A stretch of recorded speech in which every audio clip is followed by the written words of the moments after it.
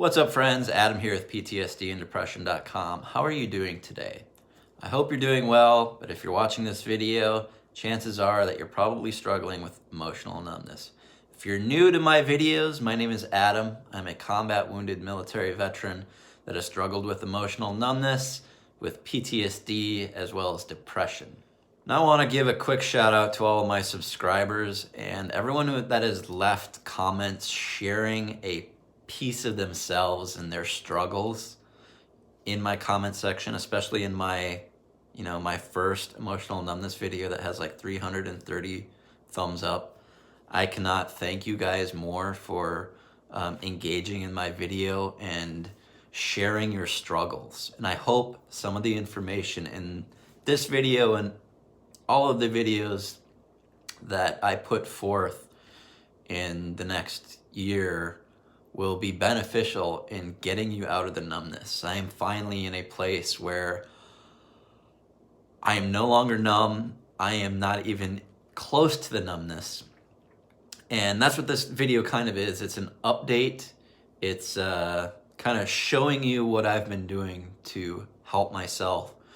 And I hope that you'll take some of that information and you'll apply it to your own life, because chances are if you're in that emotional numbing state, you're not experiencing life to its fullest. You're just surviving, and it's a terrible place to be. If you've seen my videos and you've started going to therapy and it is helping, please let me know. I want to know these things. It's very important to me to know that, some of the things that I'm saying or putting out is beneficial, because I will start doing more. I definitely want to put more energy into it because now I have energy again. You would not believe how much energy is required to keep yourself in an emotionally numbed state. I had no idea. But once I got out of it, the amount of energy that you get back is amazing. And I first noticed it in my eyes, because my eyes were completely dead before.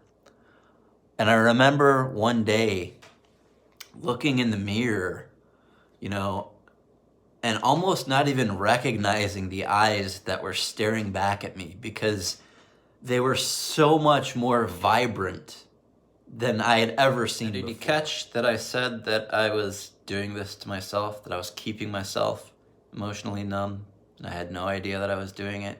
Chances are that is what you are doing. You don't know you're doing it. But if you start looking, you'll start seeing that you are keeping yourself in this emotionally numbed state. Now, it's part conscious, part subconscious. We learn all these behaviors that keep us from feeling our feelings because feelings hurt. What all that really does is keeps us in a numbed state. When we experience those feelings, we get to let them go. We're not holding on to them for dear life. Like, this was me. I was like, I'm going to take everything that comes at me. I'm just going to put it down my shirt, pretend like it doesn't exist, like nothing happens. And, that worked for 30 some years. And then it started to not work. So I'm going to go over some of the things that I was doing to keep myself in a numbed state.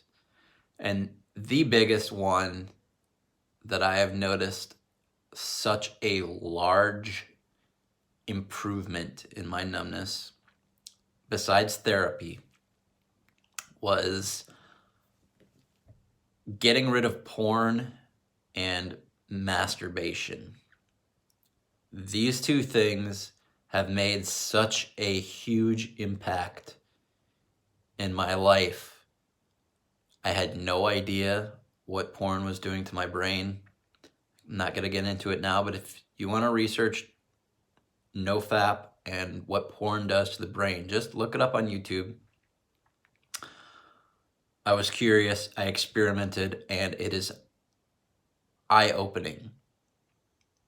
Let's just put it that way.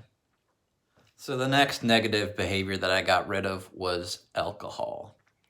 I come from a rural, small town in the Midwest. Minnesota, there's lots of alcohol. That is what we did for fun. That is how I developed the crutch. I used alcohol to medicate. I used alcohol to lubricate and make friends. It is such a crutch.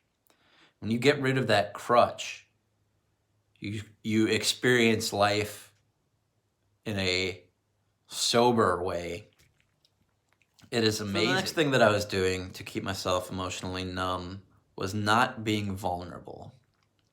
Because vulnerability is terrifying and it builds connection. I was a social isolator. I would not talk to people. I would not connect with people. I thought I was an antisocial person. I thought I didn't like people. But we are all social creatures. And to deny that basic need in yourself is to give yourself a death sentence, or at least a sentence of having a poor life, of having that flatness, that numbness. Because when you're vulnerable and you can show vulnerability, it shows that you're not the only one that suffers. And it connects with people. And I'm no longer afraid to be vulnerable. We all need to show our vulnerability, especially men. Because it makes us more in touch with ourselves, with our partners, with our family, and our friends. So all of those behaviors that I talked about, I have quit. I've quit drinking. I limit my video game stuff severely. I stay out of my comfort zone. I engage with people, complete strangers. I'm going to be doing more videos to connect with my subscribers. I also have been exploring my creative side. For the past few years, I've been doing glass blowing. I now have a studio in my house, so I can do glass anytime I want, which I love. Creativity is such a rich experience. And another thing that I've done in the past 2 years is changing up my diet and relationship with food. So in my first videos, I was just starting out doing some intermittent fasting stuff. And I'm gonna start doing more videos on that as well, because I think it's incredibly important. I've been doing it for 2 years now.